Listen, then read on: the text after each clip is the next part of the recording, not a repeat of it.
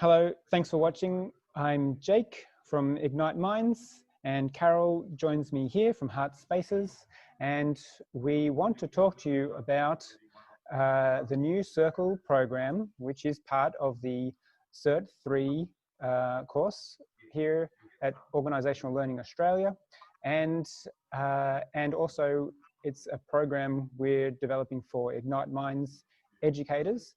This concept was born by Carol, particularly the image that you see here. And we want to talk today with you and using the wisdom that we have in Carol to find out what this circle time is all about from a big level, and then break it down into the parts to see what makes up a holistic circle time program for early childhood. And then we'll go deeper and add in a theme or an idea and work out how we can bring out a circle time routine using that theme. So, hi Carol, how are you?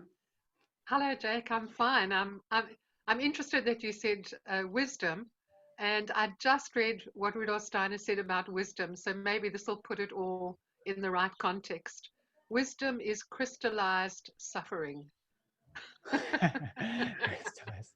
So, Well, yeah, crystallized sounds nice. yes, There's a crystal of suffering. Mm. it's crystallized through lots of blood, sweat, and tears, which actually can be fun. I actually like getting sweaty and bloody and crying, so that's all Sure. good.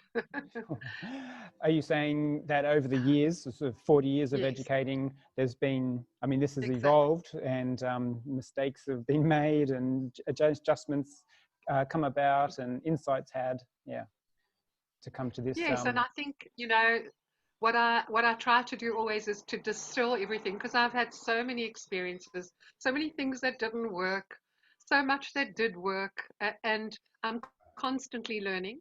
So when I come up with a diagram like this, it's been years and years of saying, okay, so what are the essentials? No matter where you are, what country, what land, what season, whoever you are, however unique you are in your own way, is this a kind of framework that will support you and just remind you to look for things, yeah, when you're busy? You Yeah. might be someone who just loves music and dancing, and then you realize, maybe the children need some conversation or some humor, or, yeah. So this is really to remind us about all the possibilities, and not that you have to use everything every time, but you can look at it and say, I think I'll do some rhymes today. That looks like a fun thing to do, or Sure. whatever. Yeah, Yeah. yeah. And because we're talking about the circle routine, which is quite common in a lot of childcare settings. I remember when I did my placement at a childcare centre, the room leader called out to the educator, said, "Oh, have you done circle today?" And she said, "Oh, no, okay, quick." And she gathered the kids around, and it was a bit ad hoc. There was no gathering song. You just sit the kids down. All right, what song do you want to do today, kids? And there were like 3 songs: Twinkle Twinkle, If You're Happy and You Know It, and another one. I can't remember. Of And then she's course. like, okay, is everyone happy now? Okay, we've done the circle. Good.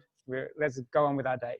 And I felt, I was studying. Oh yeah, I just completed your course, so I knew I completed the Nourishing Early Childhood course, in which you go into creating circles quite deeply.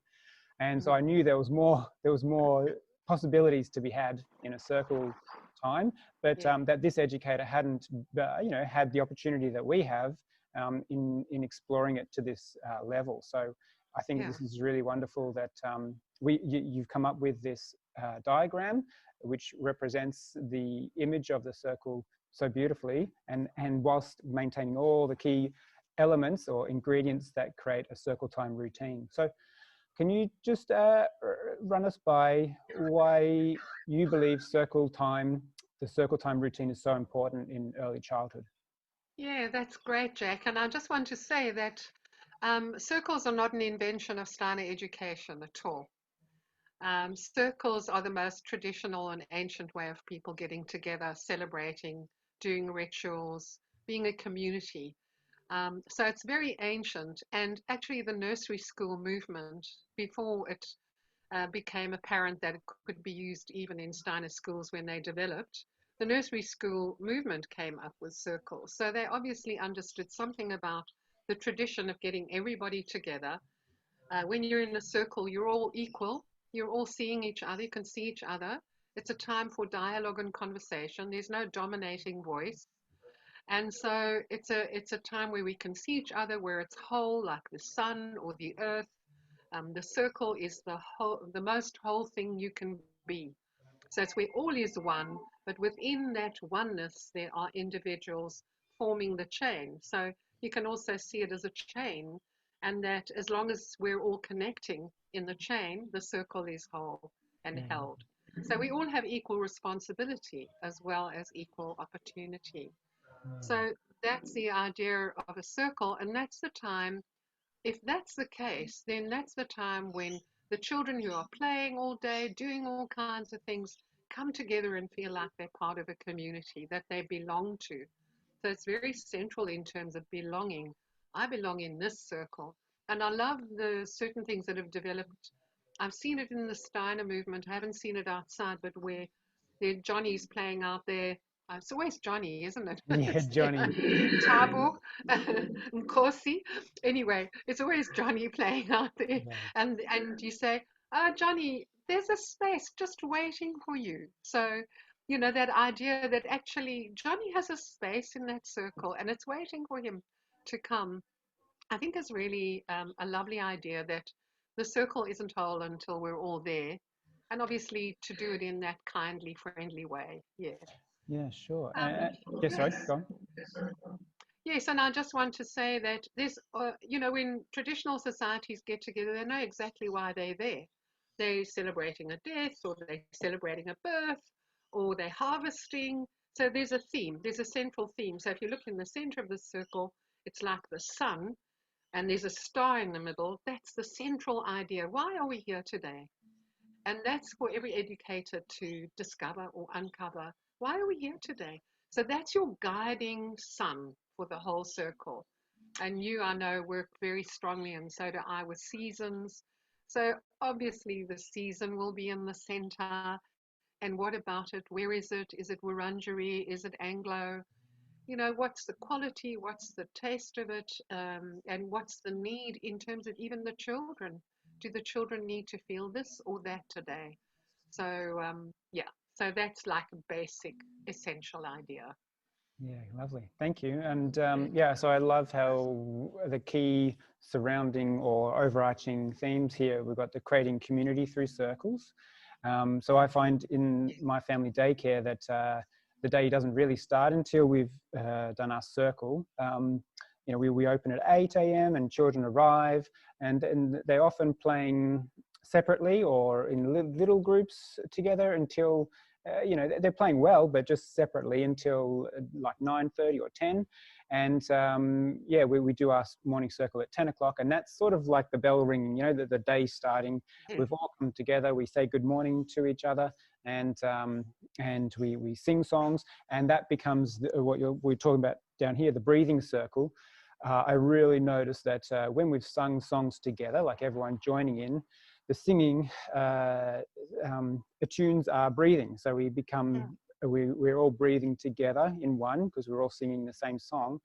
And that creates this rhythmic movement between us all. And then when we combine that with movement later or dance, then it's a similar sort of feel. And then whatever we do for the rest of the day, we're doing it all together. So we're all washing our hands together. We're all going to the park together. We're all playing at the park together. We all have lunch together, have a story and a sleep together. It's much more harmonious the rest of the day, which is important as an educator looking after up to 7 children, that there's not 2 groups of children racing off and playing and 2 other children who are hungry or 2 other children who need the bathroom. We sort of synchronize everything so we can work efficiently and harmoniously throughout the day. So I find the circle is really important. It was a really important part of my daily routine. And yeah, we'll move into adding into the circle this central concept, idea, or theme. because what you and I are working on at the moment is exciting. It's a circle time program, which works through the months, so that there would be 12 circle time programs, which will help educate students in the Cert 3 program and become a resource for Ignite Minds educators, and also something that parents can tap into too for ideas on what to do with their children each month. But it's within this model of the circle, so that that the idea is added to the circle, and then out from that comes the content, including songs, stories, movement, and craft. So yeah, can you tell us a little bit about adding that central concept idea, and then we'll sort of work out from there? Is that okay? Yeah, absolutely. We can help each other through this. Yeah. So just in terms of the central idea, I was just thinking as you were talking, it's like a seeding. It's like you're planting your seed, the seed for the day or the seed for the month. It's a seed that will grow and grow and grow. And it's lovely to have in the seed. Of course, the seed has everything that it needs. If it becomes a big oak tree one day, it's got everything that it needs to become an oak tree. And in a way, I think what we look at the children, they're seeds. They've got everything they need to become who they are. But seeds need water and warmth and light and air. And I think that's, you know, just looking at it, that's the educator's role, is to make sure, or the parent's role, to make sure that there's nourishment and water and air and environment so that this little seed can grow. So I think this notion again of the archetypal seed is in the center of the circle and in the center of the circle. So it's a seed that unfolds. And interestingly, while you were talking, I was also thinking about, isn't it funny how in the kind of Anglo world, we have assemblies at school when we could have circles. And True. assemblies is really, isn't it a kind of military picture of getting everybody to line up, all line up, be quiet, because I'm talking. Um, you know, never in traditional society did that happen. If there was a meeting to happen, everyone sat on logs around under the tree, or, you know, whatever it was, you always sat in a circular way. And everyone, as we said, had equal voice. So, what's in the central seeding of this plant or this circle are all the qualities that we know as planetary qualities, but you don't have to even think that way. You just have to think of all the qualities we're aware of, like, firstly, the qualities, the four qualities of earth, water, air, and fire. And you can take that into your story, and you can take that into your movement. I mean, even if you decided we're going to have an earth, water, air, fire movement circle, you could move in those different ways, and that could inspire you. And this is the idea of this, is it actually acts as a solid skeleton for you to work from. So you can be free. Oh, I've covered it all, yeah? The planetary qualities are the Venus quality of loving and embracing and being gentle and nurturing, um, of being very brave, being very Mars like, brave and strong and upright and courageous, of being playful like Mercury, playing around, being mischievous, being the naughty little imp. We need to have imps. We've got them inside us. They need to come out. Yeah. Mm-hmm. So we have to make room for them, being wise and ancient and, you know, much suffering and being able to carry the wisdom of centuries with you. So that kind of quality of feeling that children can really feel what that feels like, of being very clear and logical and straightforward, standing like that with a sword, and of being magical, all moody and magical, a bit like the moon. Yeah, Mm-hmm. that kind of feeling of being, wow, I wonder what's going to happen now. We don't have logic to help us. It will be a mystery. So those qualities, if you kind of bear them in mind again as something to spring from, and then in a way you give the whole soul of the child and your own soul every possibility of quality play in a different way. And you experience a bit like all the actors that live within you. So you have a time to be strong and to stomp and you have a time to skip lightly and giggle and laugh. So those are the kind of things that we need to bear in mind when we're planning our circle. So that's kind of all in that sun, that golden sun place. And obviously, when you look at the season, I was just looking outside today, and the leaves on the tree outside my room are starting to really dance. And what it's telling me is that they're turning from now golden red into a browner color. They're getting looser. And so the looser they get, when the wind comes, they dance much more. They're much more mobile and agile. So imagine taking even that observation into your circle and talk about the leaves falling down and how they are so loose. And when they finally they fall down in spirals. If you ever watch them, they're actually shaped in such a way that they spiral down. So they don't just go clonk, they go in a beautiful, graceful way. So you could have landing down on the floor.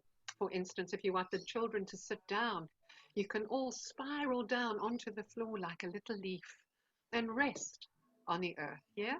So those observations can inspire you in what kind of movement you can do with children that is directly related to the season. Yeah. Lovely. I really like how, excuse me. Yeah. I really like how you started introducing the concept and idea as a seed. I've done something similar as we move into winter. We're not, we're not there yet, but in my current circle, I've introduced a winter song because we will soon be there, and I sort of wanted to, put a little bit of that seed in to let it, stew and settle into the into the circle for a couple of weeks before we get into all of our circle, all of our winter circle themes and ideas. So I just added one song, which the children might remember from last year. They might not. It might sort of bring up some imagination. And it did actually remind them of Jack Frost. And so that's sort of conversation started. And that's a little bit later in the season, around August. But, it's definitely planting the seed. And I didn't feel guilty about adding a winter song to my autumn circle. I thought, no, it's time. I've got to remind myself of the songs, and the children. It's good for the children to hear that little bit now. And as winter unfolds, we'll it'll build, and we'll get more songs. Maybe we'll learn a new one, or a couple of games or different rhymes or activities and crafts. So. We're trying to build on it each year by sowing the seeds. So, that's the core central idea or theme, and it can be anything. It doesn't have to be seasonal. But I really like how in the next, the outer rim here, the inner ring, middle ring, shall we call it?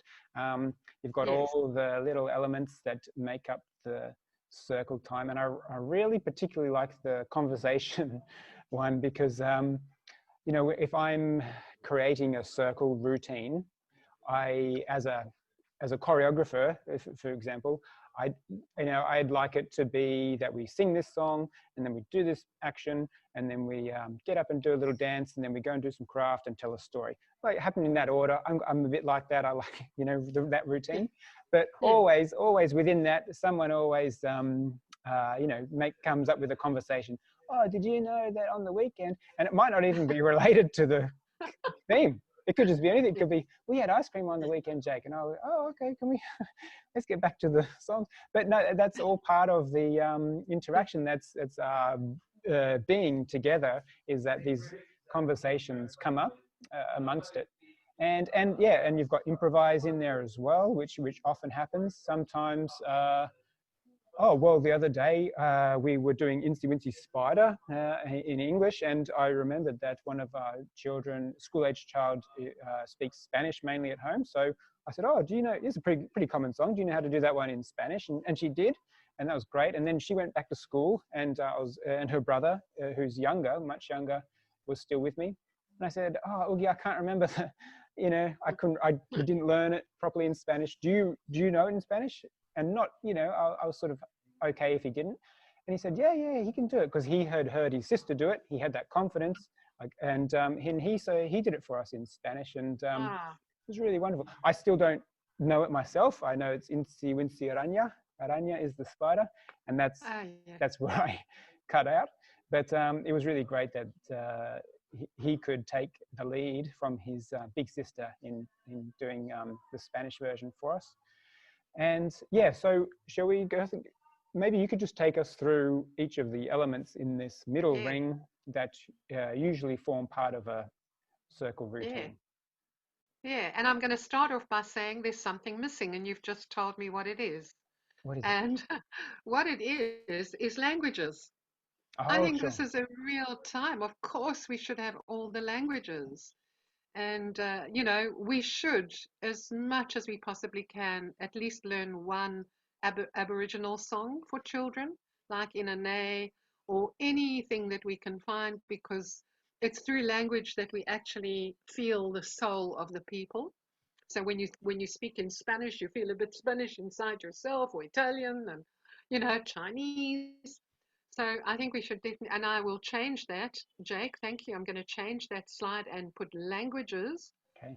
And if there's one child in your circle who speaks something other than English, my God, that is a gift that cannot be ignored. So even if you have to learn something or get the mother to bring in something or father, languages are an ideal thing to bring into that middle circle there.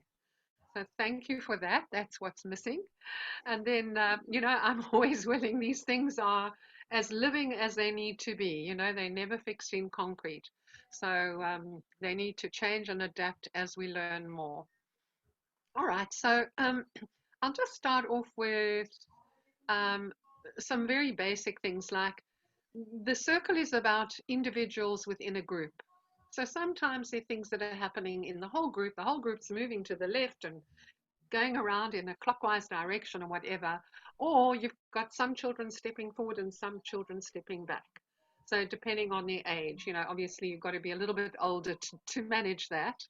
But you've got individuals and a group, and you always have to remember that as an educator, that you're not just working with a group.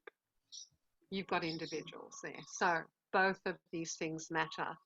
And then if we go down to the bottom, rhythm, and I don't know, can you see my cursor when I move?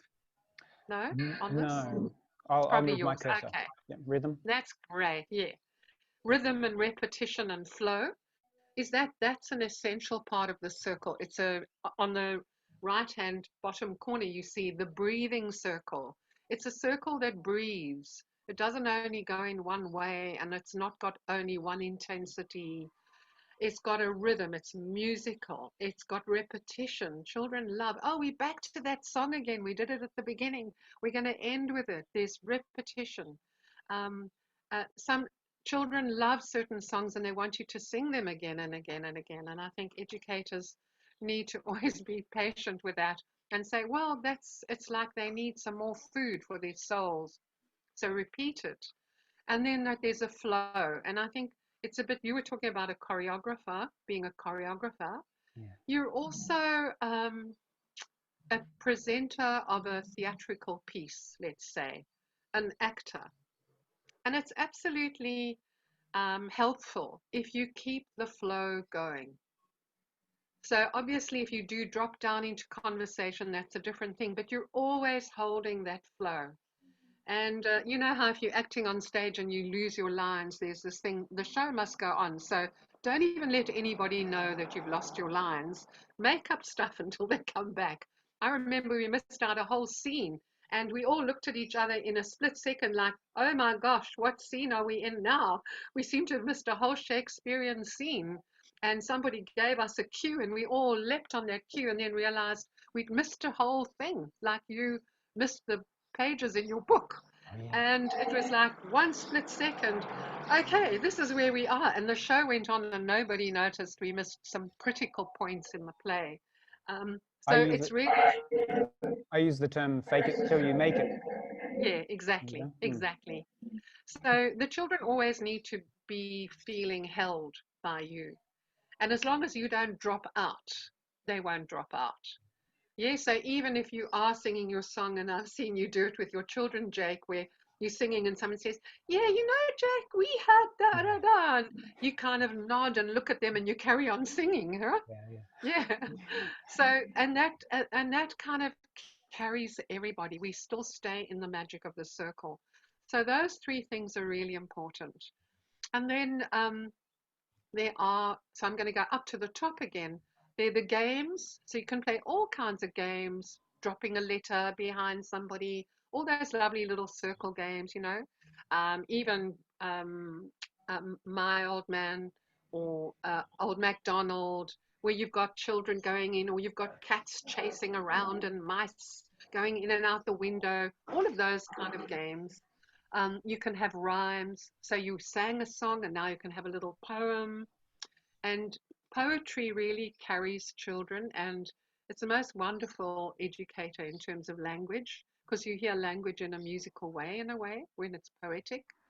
Conversation, as you were talking about, you know, let's chat about what happened today when we were at the park, or what happened yesterday. Anybody that wants to pick up something, you can, or teacher can, the educator can bring up something. Always music, must have music. And if you sing, that's beautiful. If you play an instrument, that's even wonderful. If you have percussion instruments that you hand out at a certain time, and then everybody plays and shakes, I love that, because I've seen also in your playgroup in the park how you've got little toddlers of 1 year sitting there shaking a rattle, and everybody can participate in that, which is a very special thing. Singing, and as you say, singing brings your breathing into harmony. It helps you breathe properly. And children are still learning to breathe. For the first 6, 7 years, they're still actually learning to breathe. You also breathe together. And there's something about building community in a deep way when you actually sing together. It brings you in harmony with each other. And then the improvisation, which you've spoken about. So you'll sing a song and you'll say, Old MacDonald had a farm, E-I-E-I-O, and on that farm he had what? And then children can say, he had a dog. Oh, yeah, okay. And so you can give them lots of opportunities. You don't have to do everything. You need to find a place where children can improvise, or can even suggest a song themselves, or do something fun. Maybe do a little movement and we all follow the movement. That's also fun. We're improvising then. And then finally, in this circle, movements and gestures. We have a couple of issues that we don't do in our modern life, and it really, being somebody who's really involved in movement and dance, and I just know how important it is for me at my stage of life. It makes me even more aware of it for younger children. There are things like children don't often have reason to lift up their arms. Adults hardly ever do that. And I often say, and people laugh at me, if you've got a high shelf, it's great because you're actually stretching your body up and reaching up. If you've got to hang the washing up, thank God you don't just always put it in the dryer. You hang it up on a line. Um, all these things are so important that have to do with actually lifting your arms above your head, because when you do that, firstly, you expand the rib cage, you open up the heart, and you open up your experience of what the light is all about. So, you know, one of the things is, when do you notice what's happening in the sky? And when you're going for a walk, are you looking at your feet? Are you looking at the floor? Are you looking at where you don't want to fall? You know, you're looking kind of down and around you. But when do you actually go, oh, look at the sky, look at the clouds today? Do you notice the clouds? So looking up and moving up seems to be something we have all got a deficit in.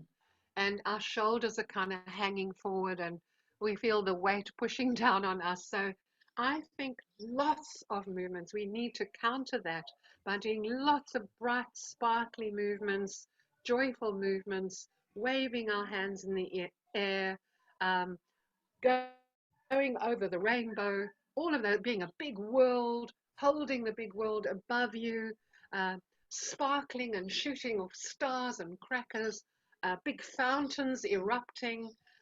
being a butterfly that flies out. So you can just see how, yeah, exactly. Yeah. When I see children do, when I say, let's go fly like a bird, they do a bird with their elbows stuck to their sides. Have you seen that? Oh, And yeah. they kind of do this. This is flapping. That is not flapping. This is flapping. Big whole arm movements. Yeah. So, and even in my adult classes of dance, I say, imagine a big bubble of air under your armpit and you can't put your arm down. And so you're flying there with big bubbles under your armpit. So I think that's really, really important, is to learn how to connect with what's above your body. Yeah. So it's really about the heart forces and the light forces.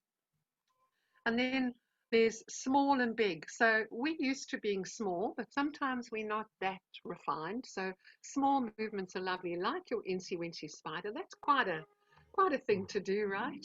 Yeah. So all little movements, little finger movements. Yeah, exactly. All of those things. And then those lovely little traditional movements about, you know, here is the church and here is the steeple. Yeah. Here are the doors and there are all the people. These kind of things are really quite fun. All kinds of things. My favorite always is This Is the Boat, the golden boat. So just stand up so you Mm. can see it. And we make a boat, and for children even to do that with their fingers is quite a stretch. It doesn't happen straight away. So it doesn't matter how they do it. Obviously, you just carry on and they do what they can. But if you do, this is the boat, the golden boat that sails the silvery seas. And these are the oars, all ivory white, that lift and dip, that sails the boat, the golden boat, over the silvery seas.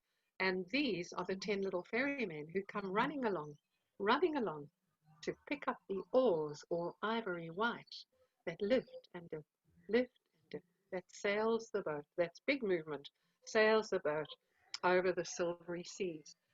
So we can make all kinds of hand games, finger games, but there's a wealth of stuff that you can get online, or we can give access to, which shows you with little drawings how to use these finger movements. So important, small movements. Small movements develop the brain, like Yeah. knitting develops knitted thoughts. Small movements develop the brain. So before you talk about getting clever, bright children, give them lots of things to knit and play with their fingers, and little rhymes. And then big and strong. I often feel people are afraid of big and strong. You know, a lot of educators like their children to be quiet. So, Jake, what do you do? How do you manage? I know that you're not reticent. I know a lot of educators are. We don't want to make them wild because then they'll go running and screaming all over the place. How do you manage big, strong movements in your center? Yeah, I understand the fear in that you might lose control of the children, and yeah, maybe you'll do a running thing, and then they won't stop running, or they'll get erratic, or they'll run off. It's possible, but you'll always have a grounding song, or a winding down song, or something to bring the children back. And in a lot of classes, so in school, from class 1 all the way through class 6 in primary school, they often do the clapping. So so maybe there'll be 3 claps, and then the children have to copy the claps. Or a very common one was class for listening, and then the children have to repeat back, yes, we're listening, like that. And you can even do it to individual children. Sarah, are you listening? And she'll go, yes, miss, I'm listening, like that. But for younger age children, I always find that the original song that I sing, which is we can make a circle round like the sun, which that's the song I sing every day to bring everyone together. It's not my song, it's just a song that's out there. Yeah. To bring everyone together into the circle, sing it every day, and as soon as you sing it, all the children rush to it. It's quite calming. If we're doing a racy kind of game or big strong movements and I start to lose the children, I'll just say, okay, we We can make a circle round like the sun, or we can make a circle all holding hands. And the holding hands really brings them together. You know, they have to hold hands. Yeah. The holding hands is really good to actually form the circle. So sometimes with very young children, you might say circle and they'll just sit on the ground wherever, or in a rectangle or a square. But if you're holding hands, then you actually form a beautiful circle, and then you can let go and start your circle, knowing that you're in a beautiful circle. So the other one is similar. If I'm playing the ukulele, which I get a bit carried away with sometimes. I quite like it. I play the Drunken Sailor, and the kids love it. With percussion, and it gets faster and faster, and it's great fun. But afterwards, they do become drunken sailors. So I have to tone it right back, and I often end up just finger picking "Twinkle Twinkle Little Star." Say, okay, there's a quiet one now. And if they're still going, I'll say, oh, no, this is a quiet song now. Let's do a quiet movement, and gradually brings them down. And I try not to torture them by going really strong and then really soft. I just sort of, but gradually. But like you're saying, strong and soft, big and small. It's about playing with these polarities, the opposites, and then when you play with them, then this idea of opposites becomes much more known. You know, you can embody what opposite is. I mean, there's a children's book, and it talks about opposites in terms of a hard couch or a soft couch. And I've always read it thinking, I don't think the kids are going to get this. You know, it's really. No. One of the pictures was a couple together, married, or one lady on her own, single. I was like, that's a bit harsh, married or single as an opposite. So I really didn't think they were. I didn't think that was a fair opposite. Yeah, it was a Pride and Prejudice opposites book. Anyway, but in the circle, you can bring in the quality of opposites, like you're saying, with small and big, strong and soft, high and low. And then they can go, oh, I see, we were doing fast and now we're doing slow, or we were doing loud and now we're doing soft, and they can really sense that and feel it and embody that quality, which is where the deeper learning comes in. Yeah, so you don't have to talk about it, you just do it, isn't it? So I think what you're saying also just reminds me of an essential thing, which is movement is either expanding or contracting. So what you're talking about is, okay, we're going like this, and we're all over the place, and we're having fun, and we're a bit drunk, and then we come back together again. Yeah, and it can be things like the minute you do touch your body or whatever, whatever you do, you're actually starting to calm down. You're coming in because you're contracting. You go out, you go out, you go out, you go out, and then it's like breathing. So the idea of countering, I think, is really good. Go out until you can't do it anymore. Now you need to come back in again. But this is what you are designing underneath it and choreographing. So expansion and contraction. So it's breathing. You can't just keep breathing out and out and out. You're going to have no breath anymore. So you have to sit down and take a deep breath or whatever it is. I think that's really important. And I think knowing that if you know that after all this drunken dance, there's going to be a time of restoration, really, and reflection, then you're actually holding that in your consciousness. It is there. So even while the wildness is going on, you're not losing yourself. You're not drunk. You know that you're going to be pulling it back in again. And I think that's what makes it safe for everybody as well. The children feel that they're still held even if they're going all over the place. I think it's really important to let them do that, because if we as human beings have to express ourselves in every way, so isn't it a good thing to provide it in a safe way? If I need to have a tantrum, I mean, I have little mini tantrums in my dance practice, and it can be shaking and rattling, and I can't tell you what a release it is. I can feel all the cells in my body saying, oh, I got rid of that lot. Yeah. And I have a safe tantrum. Nobody gets hurt. Nobody gets screamed at. And I'm able to move my body in a very fast way, kind of trembling way, and shake it out. So, and children also, often I find little boys struggle in kindergartens because there's too much soft stuff. There's not enough stomping and digging and hammering and all of that. And I think, and there seems to be maybe a tendency to go for the more feminine way. And I think it does have to do with the nurturing quality of educators often, is to have the soft way. But I think it's a wonderful thing if the women, if they are running the show, that they get into woodwork, that they get into fixing fences. And I can't tell you how the children loved me doing things like that. We would be out in the garden building a fence together, and they'd all have hammer and nails, and they'd be helping me. And I had a lot of boys and some girls helping me, and it didn't matter who was there, but they really needed and wanted it. And they wanted heavy adult spades to dig holes. They didn't want these baby spades. So I think big, strong movements are another area where I'd say we need to pay attention there and not just be all polite. And, you know, it's not about being polite, it's about giving expression to all the parts of being human.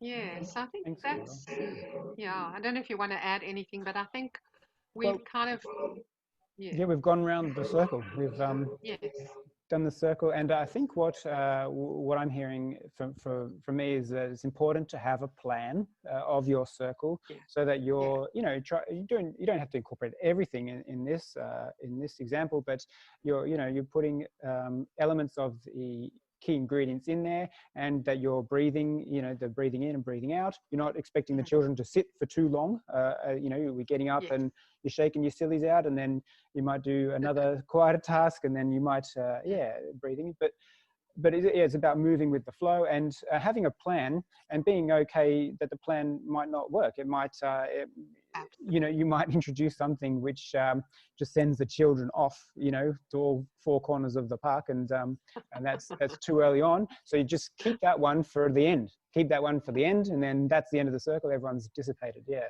Exactly. But so what we're going to do now, Carol, I'm just going to switch cameras in a minute, and we will just co-create a little plan right here. Is that okay with you? That's fine. I just Okay. wanted you to note that the outer circle has got all these arrows, and Yeah. that's really the movement of the circle and the people within the circle. So you move in the whole circle, move out the whole circle, or you work in pairs, or you go around each other. So that's really, or you go in and out of each other. So that's simply what that is. Yeah, that's fine. Nice, nice. So yeah, this is an example that we're just coming out of. So I'm just finishing up my autumn circle.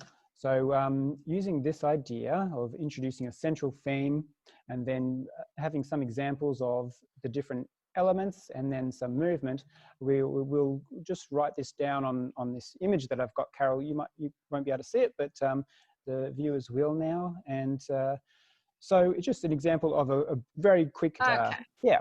So in the middle, Okay. I'm going to add autumn, because we're just Yeah. finishing up with autumn. And what I'll do is I'll write in some key words that we think of for autumn. So leaves is definitely one of them. Warm colors Oh of yeah. leaves. It's all the warmth. And it's the sun saying goodbye in the plants. So you just think of everything to do with the sun. It's golden, orange, red. That's what you see. The sun is never blue. It's always the warm colors. Yeah, I love that idea of it's the last of the summer sun, isn't it? It's like the last of the sun just trapped in the leaf, and then it's just fading away. And I like Yeah, that. And absolutely true. yeah, it's like the Yeah. last person at the party to leave, and you have a Yes. good old conversation. But But I will be back. yeah, and the light is often quite different in Yes. autumn. Oh, people often think of the wind too. Yes. Windy Definitely. days. It does the pruning for us. Windy. Oh, different colors here, just random colors. Windy and light, leaves, warmth, sun, all in this big picture called autumn. And And we rain. sorry, rain And too. rain Sure. too. Yeah. Yeah. Lovely, rain. And I'll just add that we're not sticking to the Anglo seasons. It's just there are 8 Wurundjeri seasons, which are all really magnificent and have their own qualities, and actually build that sense of connection to the place. There are 6 Boonwurrung seasons, and it's really great to learn more about that. Get into a deeper field. I'm just using the autumn because we're all quite familiar with that. Yeah. So autumn, I want to add. Where do I start? I've got to add some. We need to bring people together. So I'd call that a bringing together song. Yeah, I'll write that into the next little Just as thing. I think something that I'd love to add, Jake, because I'm so inspired by it. It's a time of becoming more inward. Oh, okay. It's a time where things fall to the earth. So they're not just rising up, they're falling down. And, you know, some people say, oh dear, autumn, okay, it's going to be cold and I'm sad and, oh, this is really boring. I want summer. And so to come to terms with that, to become at ease with there is a time for things to slow down and warm up the earth so that something new can be born one day. And so, you know, that song that I learned and I sing often is that the leaves fall down without regret. You know, there isn't a sadness necessarily, but there's a falling down, and it's a gentle falling down. So just that image I think is quite inspiring about things kind of dying off and falling down. Um, we have to bring metaphors to the children that help them in the future as adults deal with things coming down, coming off the height of joy or whatever it is, or break up in a relationship. You know, we're thinking constantly of what we're planting here. Is this song? Do you remember the song you taught us in your class? And when I fall, that one?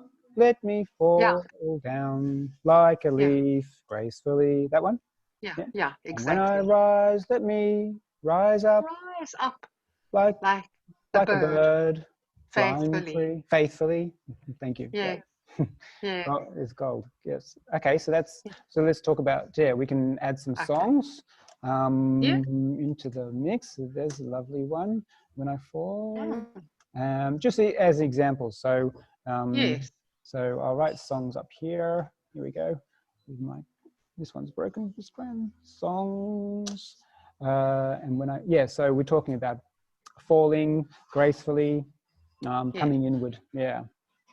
So when I fall, and and you know, always the sense of humor. So that other song about 5 little leaves, so bright and gay, were dancing on a tree one day. Brother wind blew in from town, and 5 little leaves came tumbling down, or 1 little leaf came tumbling down. And it's this bright and gay, like I could imagine children wearing red and orange and yellow capes or dresses or aprons and just dancing and being a little bit cheeky, you know, that they're bright and gay. And then Brother Wind comes into town and 1 little leaf comes tumbling down. Yeah, right. Yeah, I'm going to use that song. I haven't done that song myself. The one we usually do is Come Little Leaves. So come little leaves of the wind one day, come over meadows with me and play. Put on your dresses of red and gold, for the autumn's here and the days grow cold. And I brought that one up because at that point is when we start moving, and I will often give the children a silk cloth and actually it doesn't have to be silk cloth, you know, the silk cloths get torn and we're down to scarves and there was a pillowcase. We dyed a pillowcase the other day and that worked out okay. So yeah, anything that children can fly around, and then you are more likely to encourage the arm movement that we're talking about. So exactly. So I guess what I'm saying is, in fact, that's a very good point. Is to use silks and to use streamers, to use balloons and kites. So in a way, Jake, what you're coming to, I think, is that as the leaves are falling down, so we're doing movements that rise us up again. So we counter the feeling of everything coming down by rising up and flying with the wind. Yeah. So really using that as an image, as a metaphor for being able to rise up beyond. Mm. Yeah, Yeah, that's that's great. lovely. So in this example, we have 3 songs here, which would work well Hmm. together in covering Hmm. what we're talking about. We have When I Fall. That's an introduction to the quality of autumn. A Um, fall. we've Yeah. Yeah, we've got 5 little leaves, so it's really good to do some finger counting or Yeah, rhyme. Yep, so it's lovely. there you go. And then we've got the Come Little Leaves song for movement. So Yes, yeah, so that's just 3 of good start. it's a good start. Yeah, I mean, if you just did Fabulous. that, that's the way to go. Yeah, Um, exactly. Start small. yeah, that's right. Yes, that's Mm. small, and that starts this program that we're working on, is to have these little um, elements or content that you can put into a circle, which gets the ball rolling. So Yeah, that if you had these songs going, the 5 little leaves, When I Fall, and Come Little Leaves, and then that could, and some movement around there, that could move towards a story and craft. Yeah. So yeah, what I'm trying to get at is, at the end of this circle, with all you have the inward songs and the outward songs and the movement, and then it's ideal that once all the movements happened, you can come back into a circle and a story can unfold. And for the story, I'm going to put that in the outer rim, if you like. The yeah. one that I've been using is the Apple Star, because Ah, yeah. yeah, the Apple Star, or similarly, the Little Red House, with no doors, no windows, but a star inside. So Yeah. I started autumn with the Little Red House, because it's like a riddle, and a child goes on a journey to find a little red house with no doors, no windows, but a star hidden inside. And they meet 3 people, the usual story, which is another program.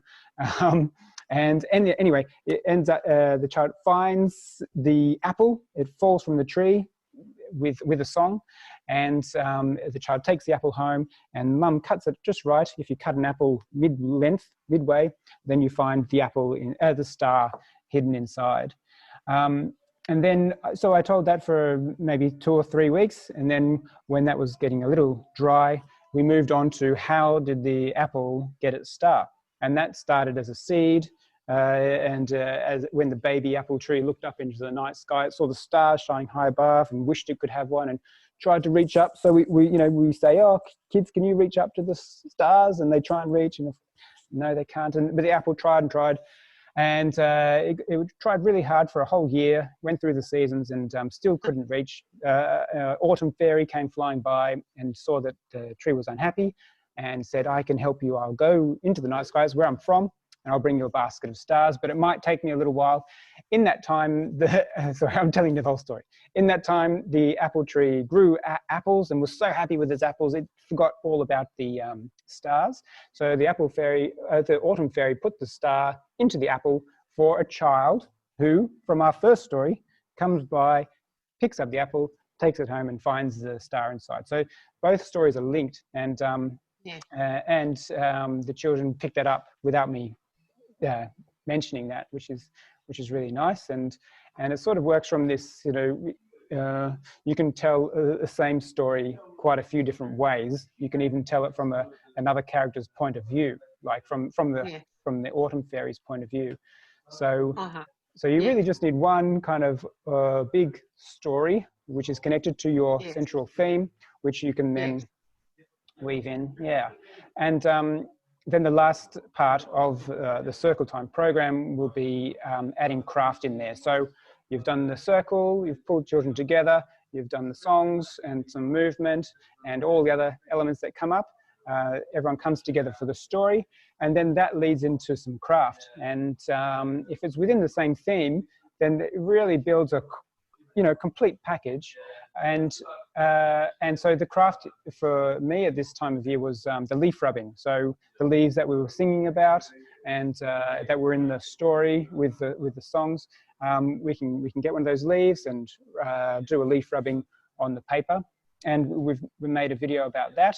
You use watercolor and beeswax, and it's a really lovely craft, very simple for all ages. And so that sort of completes the package. And what I found the wonderful thing that happens is the circle time routine might go for 20 to 30 minutes, depending. And then you've got your story, which is just a 5-minute story. But the craft can go on all day. You might introduce the craft in that morning, but then the children might go and play, but then you might come back to it in the afternoon. And I've noticed that the children will sing the songs, and they'll tell stories, or the stories will become part of their play in the afternoon when we revisit the craft. And so although the circle time routine is usually like a 20 to 30 minute routine, it then, like a ripple, reverberates throughout the day and through the week. And that's really nice to see. So it's worth putting in the effort to come up with a plan, to have this complete package to unpack as you go. Yeah. Yeah.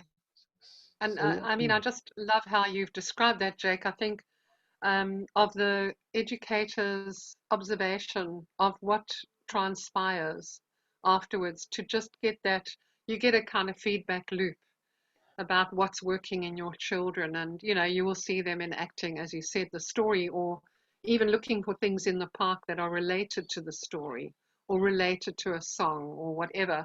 So you just see what integrated beings they are and how they thrive with this kind of multifaceted presentation in this little seeding in the circle. So I think that's really beautiful. And I think just one more thing is that there's nothing to stop you doing all these little songs and rhymes and everything, and then you tell a story, and even within the story, one of those songs is repeated. And then the actual song gets embedded in a bigger imagination. And so there's nothing to stop you, like you were saying, you can tell the story from the fairy's point of view or from the little child's point of view. You can look at it in so many ways, and the more you do that, even I would say the better, because you are providing a multifaceted experience from multifaceted points of view. And for the teachers, I know as an educator and a parent that if I'm engaged in this work, I get nourished, I get fulfilled by doing this. And my observation of the children is just confirmed again and again that we're going in the right direction, or what can I do differently that will help lead me on. So it becomes a very symbiotic relationship. Yeah, great. Lovely. I love your ideas. Yeah. Yeah, and so the idea of a circle time program, which we're working on, is to have some example of a key theme or idea, and then unpack it with examples. Not too many, because we want other people to come up with their own, but just to get the ball rolling, so that there's a theme, the songs, the story on the outer rim, and craft, and movement suggestions within that too. And that will follow the months in which we can do the Anglo seasons, or Indigenous seasons, or other festivals, other wonderful festivals that happen throughout the year. And it can really frame the year for the children who aren't working on a calendar. They're not working on the 28th of May. They're experiencing time as a natural event. Yeah, and it's really nice to enter into that space with them. But thank you, Carol. I think this has given people a really wonderful dive into this diagram that you've created for us, and I really appreciate these images to help me guide my planning.